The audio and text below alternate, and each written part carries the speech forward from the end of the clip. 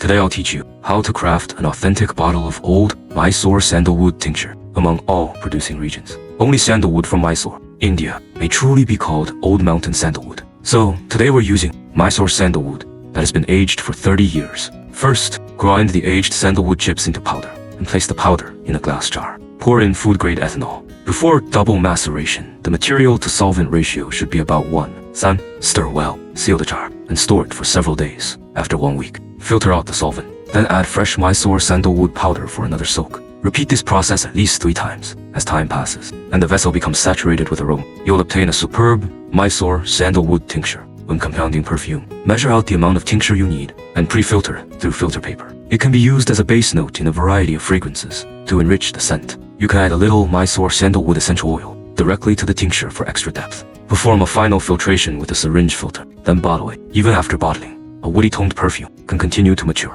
The longer it ages, the richer and smoother its aroma becomes.